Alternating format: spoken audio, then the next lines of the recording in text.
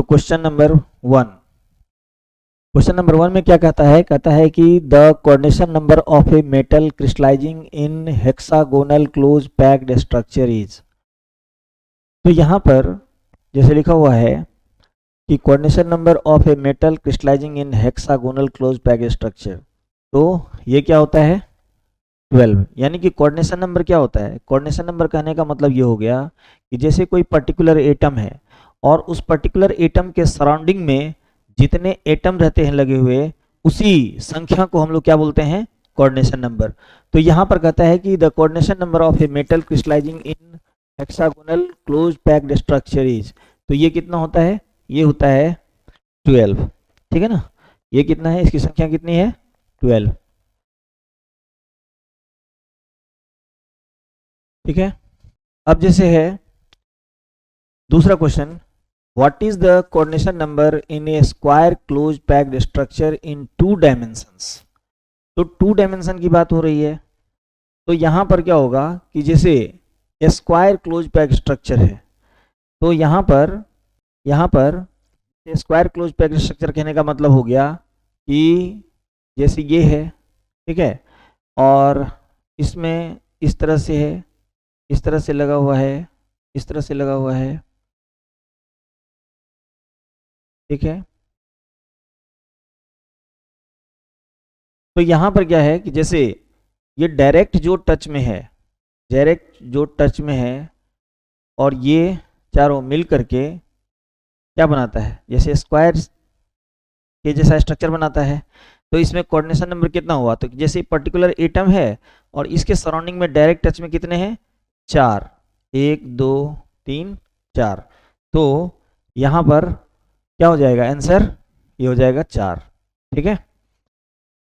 तीसरा क्वेश्चन है कि the coordination number of close packing in 1 dimension is. Coordination number of close packing in 1 dimension, ठीक है। तो 1 डायमेंशन कहने का मतलब हो गया कि स्ट्रक्चर कैसा होगा? लीनियर स्ट्रक्चर होगा, यानी कि इस टाइप का स्ट्रक्चर होगा, ठीक है, इस टाइप का। तो यहाँ पर अगर देखा जाए तो एक एटम जो है वो 2 एटम से जुड़ा हुआ है, डायरेक्ट टच में है 2 एटम का। तो ये हो गया कोऑर्डिनेशन नंबर 1 और 2, यानी कि इसका कोऑर्डिनेशन नंबर क्या होगा? 2। तो क्या है कि the coordination number of close packing in 1 dimension is, तो आंसर हो जाएगा 2। ठीक है। अब नंबर 4 में क्या कहता है कि in a close packed array of n spheres the number of octahedral holes are. तो यहां पर जैसे ऑक्टाहेड्रल होल्स, ठीक है, ऑक्टाहेड्रल होल्स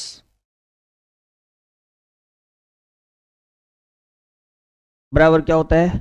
n, यानी ये n क्या है? That is number of sphere. अब वही टेट्राहेड्रल होल्स अगर होता तो टेट्राहेड्रल होल्स में कितना होता है? टेट्राहेड्रल होल्स में ये स्फीयर की संख्या जितनी रहती है उसको हम लोग क्या करते हैं? डबल कर देते हैं, ये हो जाता है 2n। तो यहाँ पर ऑक्टाहेड्रल है, लिखा हुआ है ना।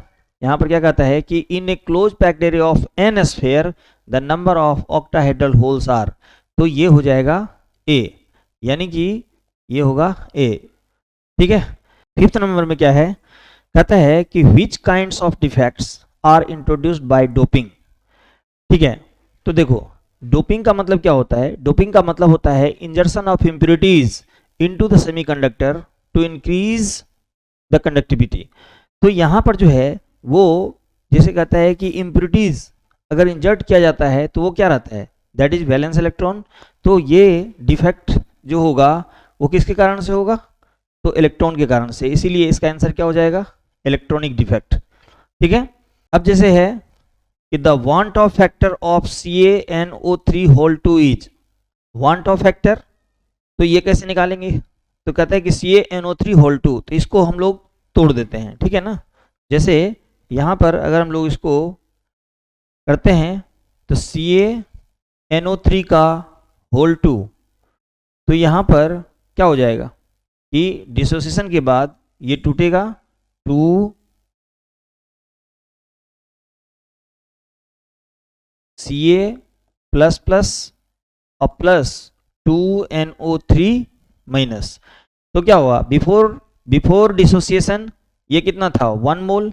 आफ्टर डिसोसिएशन कितना हो गया? 2 1 3, तो I बराबर क्या होता है, टोटल मोल्स आफ्टर डिसोसिएटेड, यानी 3 बिफोर डिसोसिएशन, तो ये आंसर क्या हो जाएगा 3। यानी कि इसका अगर पूछेगा वांट ऑफ फैक्टर, तो वांट ऑफ फैक्टर क्या होगा 3, यानी कि the van't Hoff factor of CaNO3 whole 2 is 3। अब देखो क्वेश्चन नंबर 7, क्वेश्चन नंबर 7 में क्या कहता है, क्वेश्चन नंबर 7 है कि मोलैलिटी इज एक्सप्रेस्ड इन, तो मोलैलिटी क्या कहते हैं कि number of mole of solute present in 1 kilogram of solvent, यानी कि मोलैलिटी का डेफिनेशन क्या होता है कि number of mole of solute present in 1 kg of solvent. तो यहाँ पर चॉइस में देखेंगे, यहाँ पे ग्राम पर लीटर है, लीटर पर मोल है, मोल्स पर लीटर है, तो यहाँ पर फोर्थ ऑप्शन क्या दिया हुआ है, moles per KG of solvent, यानी कि आपका आंसर जो है डी सही होगा।